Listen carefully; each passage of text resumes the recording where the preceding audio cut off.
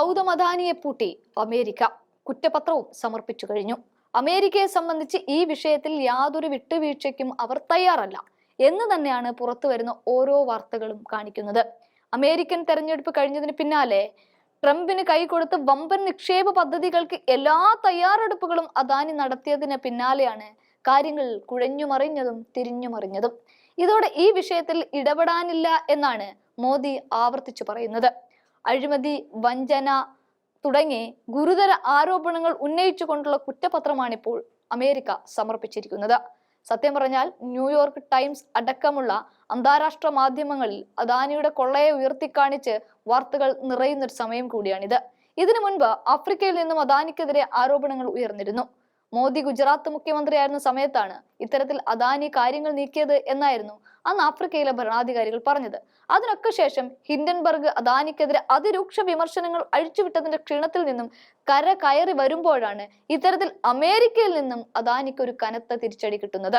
സൗരോർജ്ജ വിതരണ കരാറുകൾക്കായി 2029 കോടി അഥവാ 265 ദശലക്ഷം US$ കൈക്കൂലി വാഗ്ദാനം ചെയ്ത സംഭവത്തിൽ US കോടതിയിലാണ് കുറ്റപത്രം.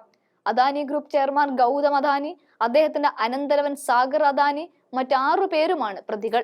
അതേസമയം കുറ്റപത്രത്തിലെ കുറ്റങ്ങൾ ആരോപണങ്ങളാണെന്നും കുറ്റം തെളിയിക്കപ്പെട്ടിട്ടില്ലെങ്കിൽ പ്രതികൾ നിരപരാധികളാണെന്നും അദാനി ഗ്രൂപ്പിന്റെ വൃത്തങ്ങൾ പറഞ്ഞു. അദാനി ഗ്രൂപ്പ് ഉടൻ പ്രസ്താവന ഇറക്കുമെന്ന് അദാനി ഗ്രൂപ്പ് വ്യക്തമാക്കുകയും ചെയ്യുന്നുണ്ട്.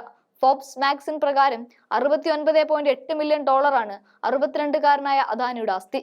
കൂടാതെ US-ൽ ക്രിമിനൽ കുറ്റം ചെയ്തതായി ഔദ്യോഗികമായി ആരോപിക്കപ്പെടുന്ന ചുരുക്കം ചില ശതകോടീശ്വരന്മാരിൽ ഒരാൾ കൂടിയായി മാറുകയാണിപ്പോൾ അദാനി.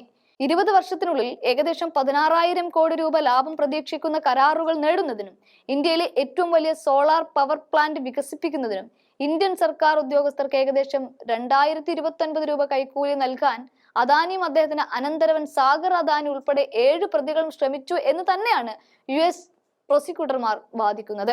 അതുകൂടാതെ അദാനിയും അദാനി ഗ്രീൻ എനർജിയും മറ്റൊരു എക്സിക്യൂട്ടീവും മുൻ CEO വിനീത് ജെയിനും വായ്പക്കാരിൽ നിന്നും നിക്ഷേപകരിൽ നിന്നും മറച്ചുവെച്ച് 25,000 കോടി രൂപയുടെ വായ്പകളും ബോണ്ടുകളും സമാഹരിച്ച സംഭവത്തിൽ സെക്യൂരിറ്റീസ് ആൻഡ് എക്സ്ചേഞ്ച് കമ്മീഷനും കേസെടുത്തിട്ടുണ്ട്. Adani green energy limited CEO ആയ വിനീത് ജെയിൻ, രഞ്ജിത് ഗുപ്ത 2019 2022 ഇടയിൽ അസൂർ പവർ ഗ്ലോബൽ ലിമിറ്റഡിന്റെ CEO ആയിരുന്ന ആൾ, രൂപേഷ് അഗർവാൾ, ഓസ്ട്രേലിയയിലെയും ഫ്രാൻസിലെയും പൗരനായ സിറിൽ കബനീസ്, സൗരഭ് അഗർവാൾ, ദീപക് മൽഹോത്ര എന്നിവരാണ് കേസിലെ മറ്റു പ്രതികൾ. അദാനി എന്തൊക്കെ ന്യായങ്ങൾ ഇവിടെ നിരത്തി തടി തപ്പാൻ ശ്രമിച്ചാലും ആഗോള മാധ്യമങ്ങളിൽ വന്ന വാർത്തയെ അത്ര പെട്ടെന്ന് ഇല്ലാതാക്കാൻ പറ്റില്ല.